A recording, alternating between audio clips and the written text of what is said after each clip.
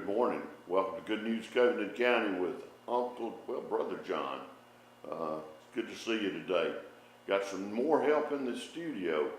We've got cousin Tom, and now we've also got cousin Jared working with us. Hope we'll be able to provide you even better programming. I guess it'll get better when they get some better talent on this side of the microphone than what they've got right now. Anyway, welcome. It's the 10th day of April. We're glad to have you here with us on WKNI. And while I've got you talking to you about the quality of the people that we've added, I want to talk to you a minute about our broadcast. We're very, very appreciative of the patience that y'all have shown us here on WKNI. We have had some issues with video and audio timing out. Jared and Tom have been working hard to figure out exactly what the situation was, what was causing the problem, because we've got state-of-the-art software, fine cameras, good sound, and everything else. But we're aware that some days I'd be talking and the video wouldn't portray what I was speaking. We're working on that. Turns out it is kind of a software problem.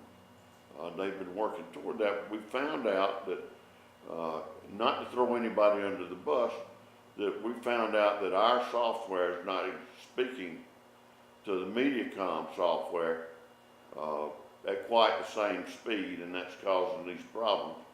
Mediacom is working with Jared and our group to try to get these problems solved. And so we hope as time goes on, we'll be able to give you a better and more, should I say, coherent program or product that you can look and see, enjoy while we broadcast. We're sure glad to have you. As many of you know, this is the week that leads up to the Relay for Life here in Andalusia. Relay for Life is a great fundraiser that does an awful lot of good for people all over the county.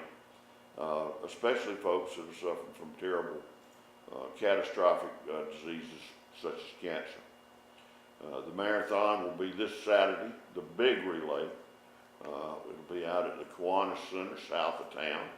And we encourage you to go and to participate and cheer on those people, including especially those people that are survivors of cancer in this area.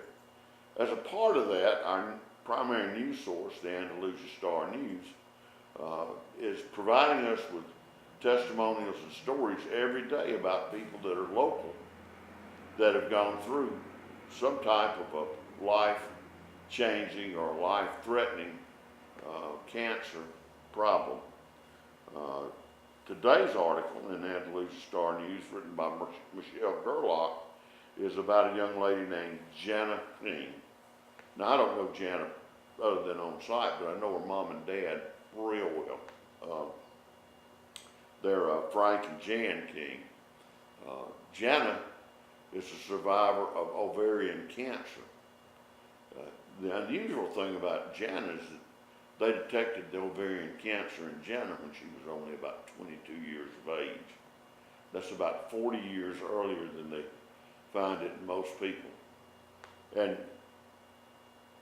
they go into great details about the story of how they diagnosed and first caught the signs of the ovarian cancer, and what this sweet young lady had to go through in terms of trips to the doctors and eventually chemotherapy, radiation therapy, laser surgery, those kind of things. She really went through quite a trial. She had to leave where she was living down in Orange Beach, moved back up here with her mom and dad. As she went through the chemotherapy, it talks about how she lost her hair, how she grew back a short, tight, almost a crew cut, and started putting ribbons in the hair, and it went from there. And how eventually the city of Andalusia, the county of Covington, and indeed people from everywhere heard her story and came out to support her. I'm very proud that everybody did that, and I'm happy to say that As of this time, that was in 2010 when she was really originally diagnosed with it. It's 2018 and she appears to be in remission still. What a wonderful, wonderful thing for her. Please take the time to buy the Andalusia Star News and read this great story, a success story, if you will, about a young lady here in Covington County. Speaking of success stories, here in Covington County, the Alabama High School Athletic Association is working on a program to called More Than a Game. And it's a series of programs that are about 45 seconds long. They're videos that will be posted to YouTube. And they feature young athletes in this area. And they talk about the value of team sports and what these people have learned, the kind of associations that they've gotten from it, and the value of the life values that they've learned from participating in team sports. Now, I get most of my exercise by jumping to conclusions, but these young people exercise physically and mentally every day. And it goes and talks for a while about, we've got a young man here in Andalusia named R.J. Drish, played tight end on this year's Andalusia football team, sat quietly on the sidelines until his senior year to play. The senior year, he got to play at tight end, and he had an outstanding season. And there's a chance he may be able to play at the next level.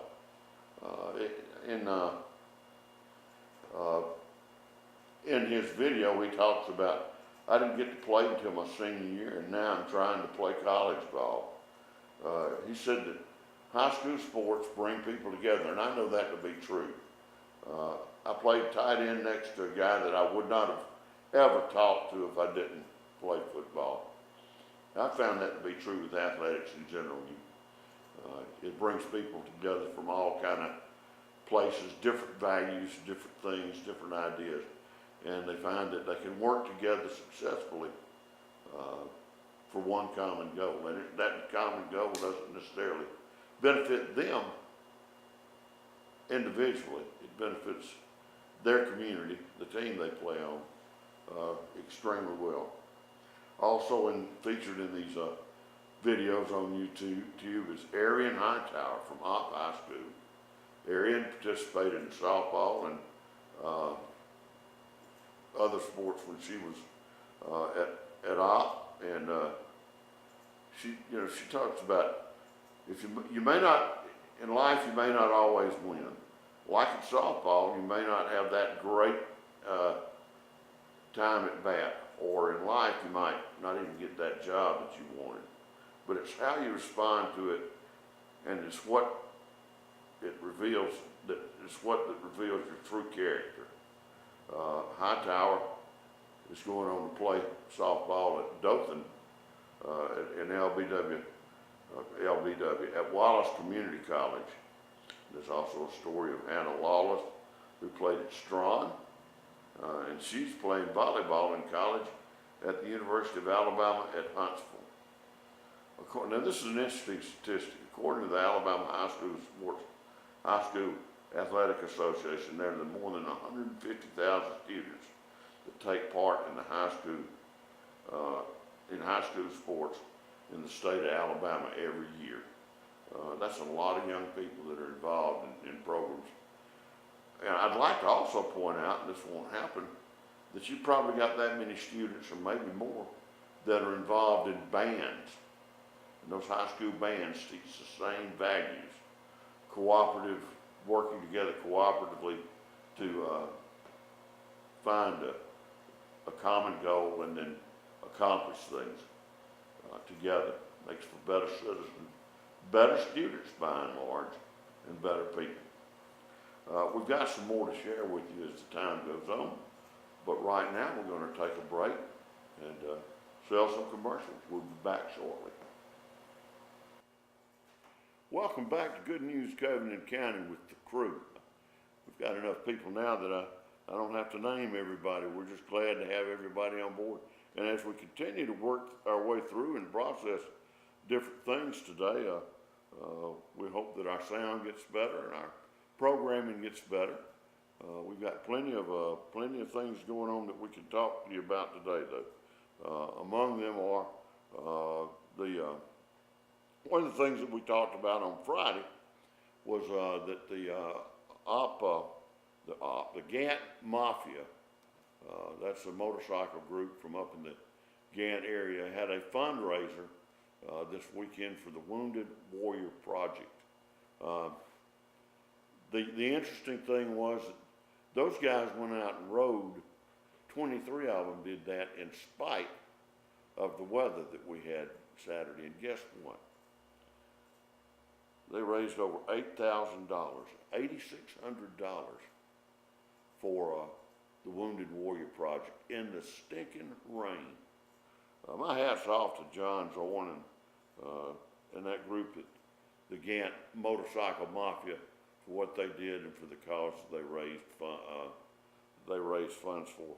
In the end, they had about 115 people, almost all of them fairly local, that participated in the project.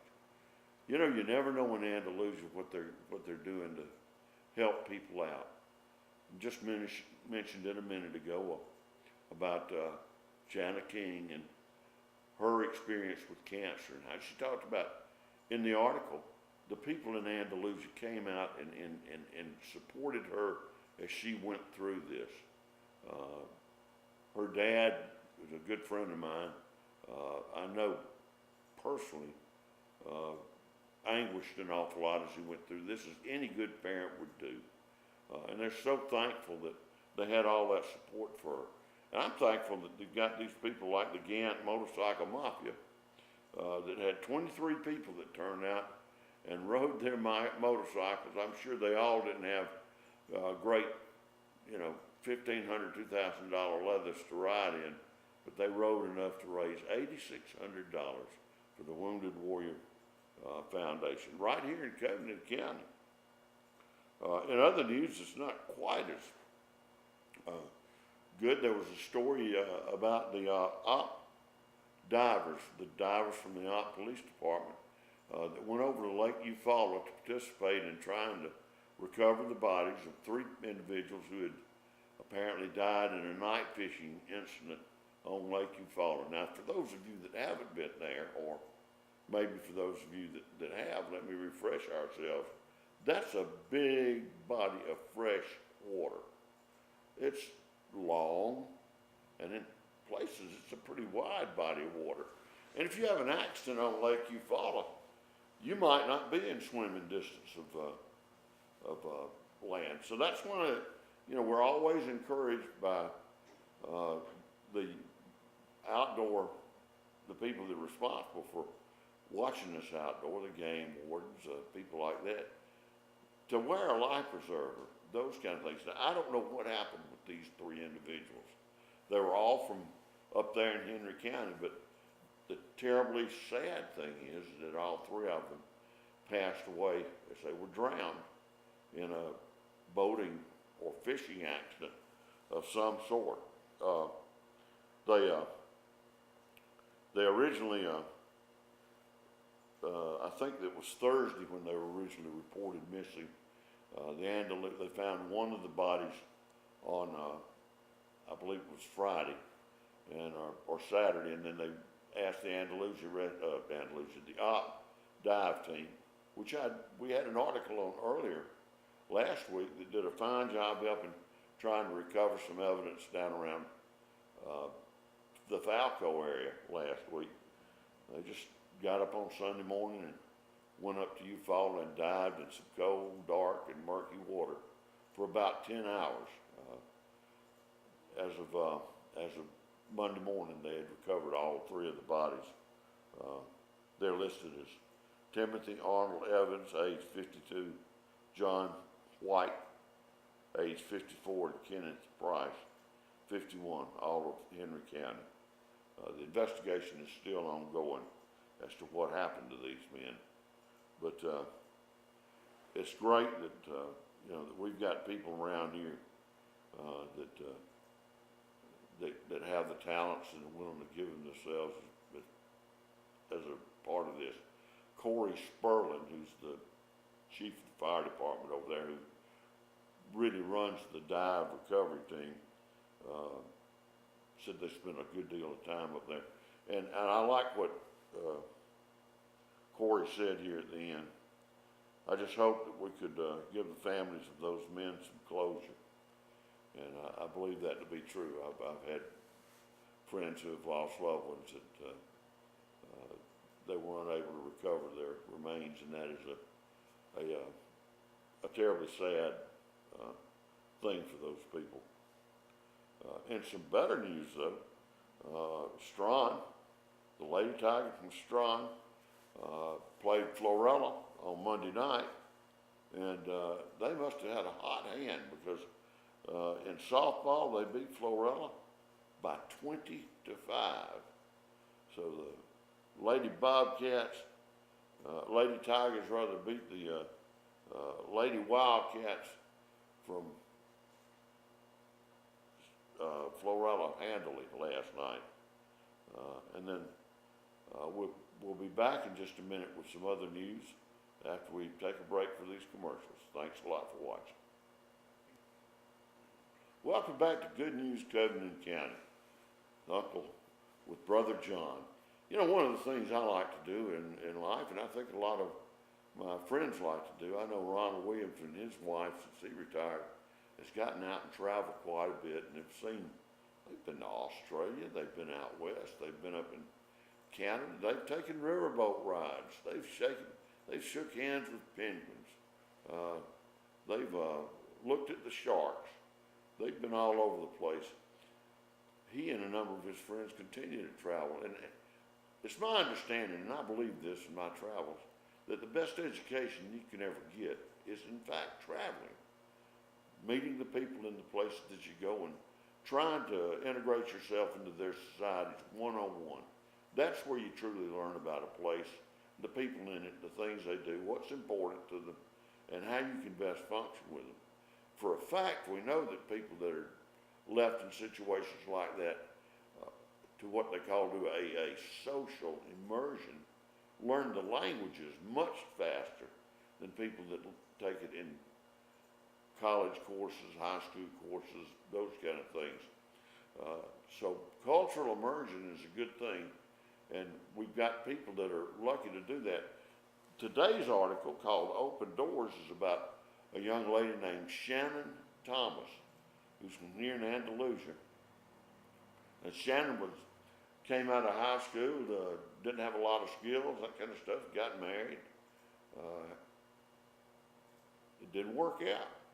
She found herself, Holly, I've got to get a job, and I've got to learn about the world. She went to LBW. They helped her get into the classes. They helped her find the funding that she needed. And she, as a result of that, found what she calls her passion, and her passion is travel. She went to LBW. She took the required courses that she needed to take. They've got a lot of state-of-the-art equipment out there that she was able to work with in graphics and design and art. And after a time, she was able to take that information and transfer it to Troy as a part of her education. After completing her education at Troy, she taught for 4 years in the Alabama school systems. She had a Bachelor of Science in Education at Troy. Then she taught for 4 years in Alabama public schools. It doesn't say where. This is where it gets interesting. At this point, I decided that it was time for a change, and I started applying for jobs outside the USA. Traveling has been a lifelong goal, and the job that has afforded me the opportunity to travel all over. While working overseas, she visited Egypt, Italy, Jordan, Oman, and Turkey. And now she's headed to Vietnam to teach. She said, I will teach art again at another international school in Hanoi. I'm looking forward to all the new travel opportunities that come and will bring to me, and none of this would have been possible if I had not taken that first class at LBW. And you know, that's so true. I'd like to share a personal experience of mine. I have two sons, Benjamin and Daniel, that have both attended LBW, and they've both done well academically as a result of that. But what I found that was extremely interesting is how Benjamin, my oldest son, has continued to grow. My son Daniel has just gotten back from his AIT training, and he's looking for a job to catch on and do a little work for a while before he goes back to school. But Benjamin went off to the National Guard, took his ASVAB test, rated extremely highly, which proves that he's really a stepson. None of my genetics are involved with a child that could be that high performing academically, but became a medic. He liked the medic program so much that when he came back, he'd been taking general curriculum courses at LBW. We had a discussion one day, and he said, "You know, Dad, I think I'd like to take this surgical technology course to become a scrub tech that they were teaching over at LBW in Opp." Benjamin took the course, thoroughly enjoyed it. I think he was pretty good at it. His grades were exceptional. Came out, and one day he said to me while he was going through the job search, "Dad, you know, I think I'd like to go to med school." Now I've abridged this and shortened it somewhat, but this time next year, we're liable to see Benjamin off in med school somewhere here in the southeast. And it's all started when he took a scrub tech course over here at LBW. And that's the kind of potential you can have if you're willing to take advantage of it and grow. And Benjamin and Daniel have both done that. Daniel's a third-year man at Troy, or will be when he goes back. But the foundation for Daniel that he got at LBW was huge. He was able to avail himself or take some courses that helped him to get into what they call a non-traditional background. My son Daniel got bored with school at 16 and dropped out and went to work. Went back and got his GED when he was 16. But we moved back here to Andalusia from Phoenix, Arizona. He applied for a non-traditional scholarship at LBW. He got the scholarship, was an academic high performer, was selected for the Honor Society over there, and it just started him on a path that led him again to Troy, where he served as an officer in a service fraternity on campus as well as a social fraternity off campus. All because he took advantage of LBW. What a great place, LBW Community College. And what a great story about somebody that's done real well from Andalusia, Shannon Thomas. I'd like to end this segment with what Dr. Herb Riddell said. He's always thrilled to hear the success of former students. We're so proud of their accomplishments. In her case, she achieved a lot here at LBW, taking control of her life through education.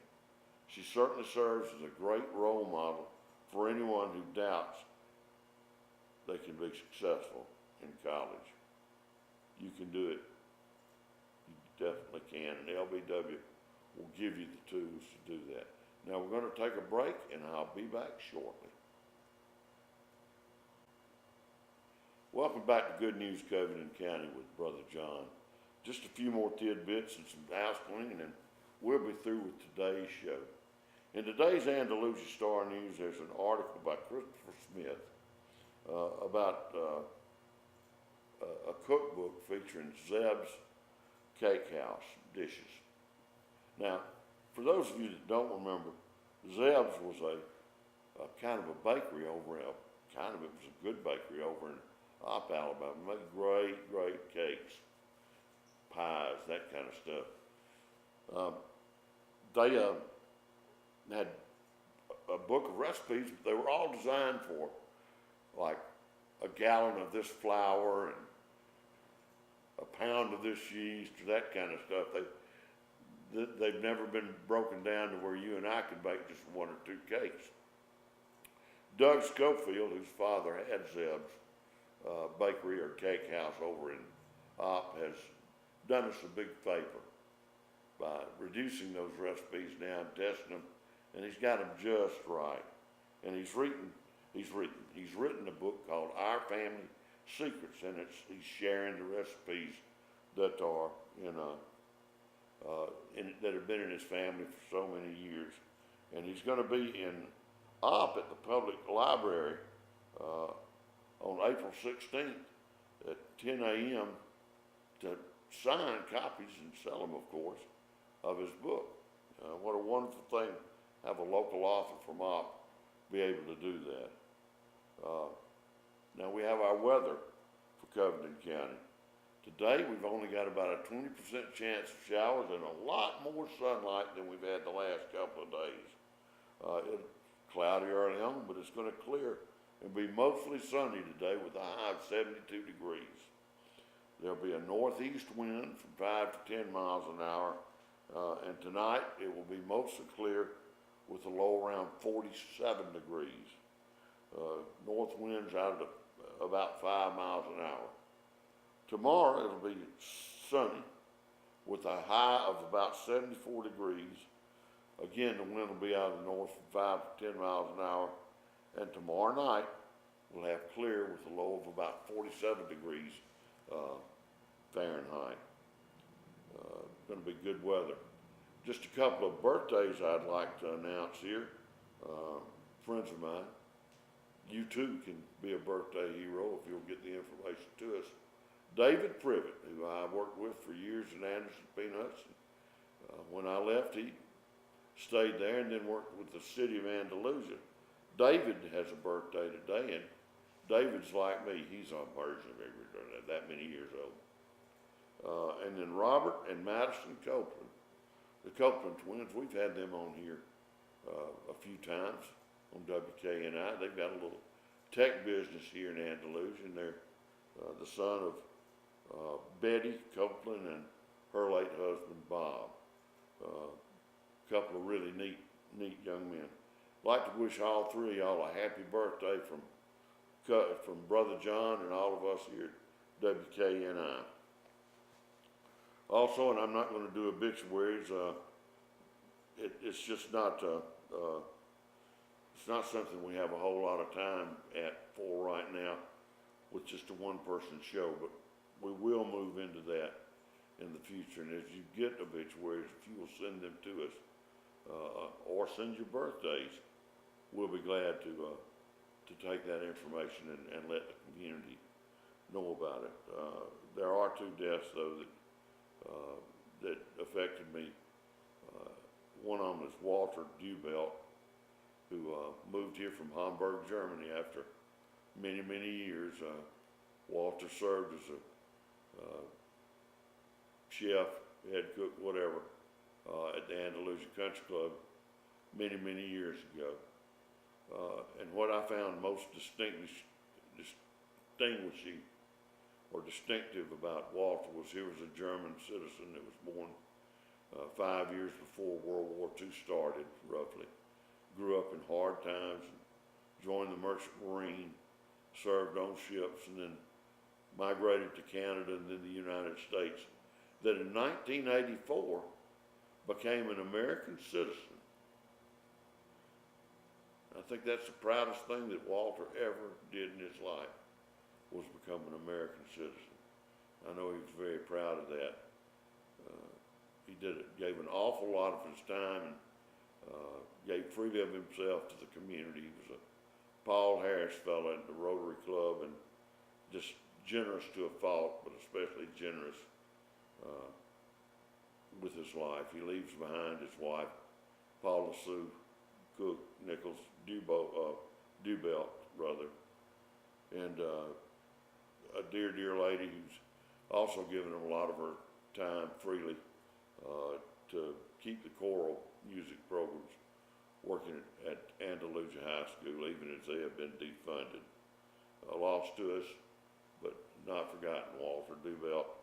The other one was Miss Eugenia Bozeman, mother of my classmate Darrell Bozeman, wife of Mr. Reedy Bozeman that had the Bozeman's Barbershop here in Andalusia. Sweet lady, humble, good Christian woman. I can't tell you how many meals she served me over the years at the little kitchen. There are other deaths as well. We'll miss those folks as well as we miss these two that we love so much. I'll end today with a quote from C.S. Lewis, one of my favorite writers.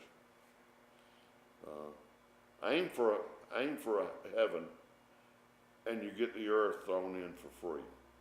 Aim for earth and you get nothing.